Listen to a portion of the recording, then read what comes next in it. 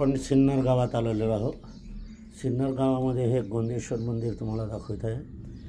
गोंदेश्वर मंदिराचं असं वैशिष्ट्य या ठिकाणी आहे की इथे 5 मंदिरं आजूबाजूला आहेत। महादेवाचे लिंग आतमध्ये गर्भगृहात आहे, परंतु पार्वतीचं मंदिर स्वतंत्र आहे। आणि हे आपण आहे हे सूर्य मंदिर आहे। अंधारा असल्याकारणाने तिथे फोटोग्राफी होऊ शकत नाही। अत्यंत खोलवर मंदिर आपण हे पाहत आहे। असं असताना या ठिकाणी आपण बघितलं गेले तर हे कॅमेरामध्ये येईल हे असं दिसेल असायला आपल्याला पाहूया। असं असताना या मंदिरामध्ये हे मंदिर आहे, हे प्रमुख मंदिर आहे। याचं नाव आहे गोंदेश्वर मंदिर। सिन्नरपासून हे अर्धा किलोमीटर आहे। तहसील कचेरीच्या बाजूला, कोर्ट कचेरीच्या बाजूला हे मंदिर स्थापन झालेलं आहे। या मंदिराचं वैशिष्ट्य असं आहे की आपल्याला पुष्कळसे मंदिर आपण पाहतो तर एकच दरवाजा असतो, परंतु ह्या ठिकाणी 4 दरवाजे प्रत्येकाच्या ठिकाणी आपल्याला पाहायला मिळतात। चारही बाजूला 4 दरवाजे आहेत। आपण बाहेरचा भाग बघत आहोत। हा अति प्राचीन 1200 शतकातलं हे मंदिर आहे। वराह अवतारचं मंदिर आहे, सूर्यनारायणचं मंदिर आहे, गणपतीचं मंदिर आहे, विष्णूचं मंदिर आहे आणि मध्ये महादेवाचे लिंग आपल्याला ह्या ठिकाणी पाहायला मिळते। प्रदक्षिणेचा मार्ग हा आपल्याला ओलांडा नव्हतो असं आहे, असू द्या। या ठिकाणी आपण जर बघायला गेले तर या मंदिराचं वैशिष्ट्य असं आहे की या मंदिराचं 1200 शतकाच्या पूर्वीचं आणि हे पुरातन विभागाच्या ताब्यात असलेलं मंदिर आहे।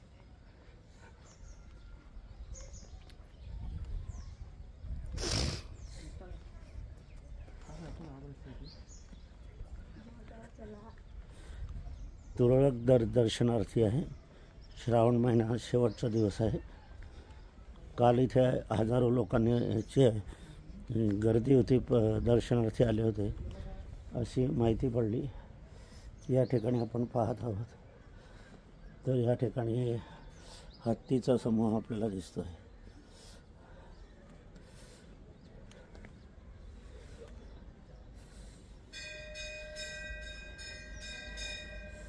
आपण पुन्हाच्या आतमध्ये जाऊ, कारण आतमध्ये व्हिडिओ शूटिंग पुन्हाच्या झाली नव्हती, ते आपण घेण्याचा प्रयत्न करणार आहोत। अंधारामध्ये व्हिडिओ शूटिंग होत नाही की काय असं दिसून येत आहे। असं आपण पायऱ्या चढत आहोत, आतमध्ये आपण जात आहोत।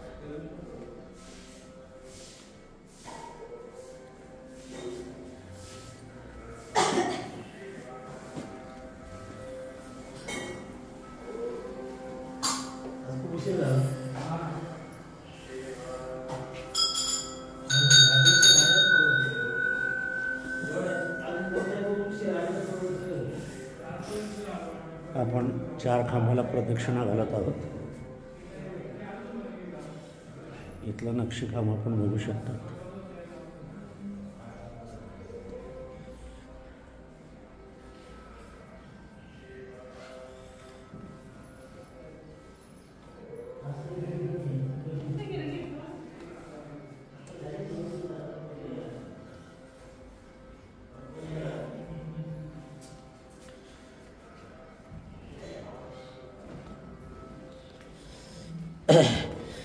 चढउतर म्हणे बोलायला त्रास होतो।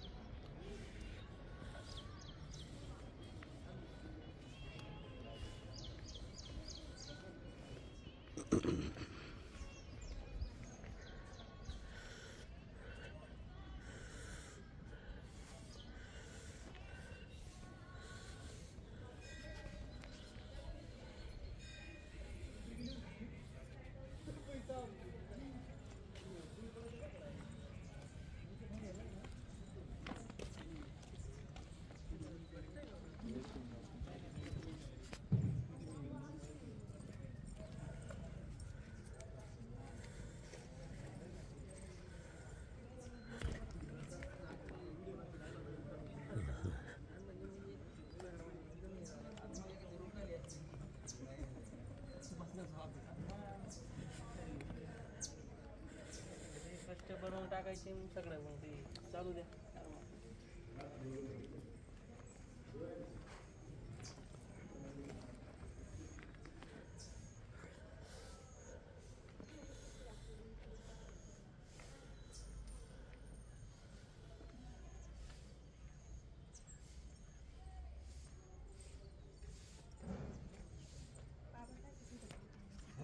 एकमेकांना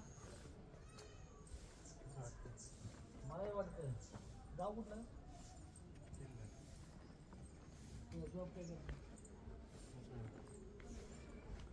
काहीतरी ओळखतंय काही ओळख आपली असं वाटतंय मला.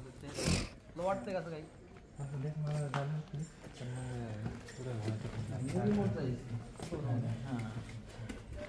राहिलं की घरमध्ये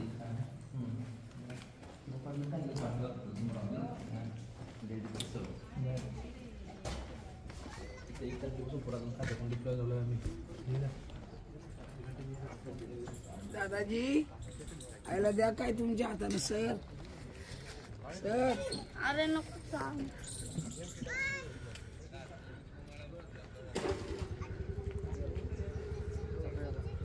काका तुमच्या हाताने घेऊन जायला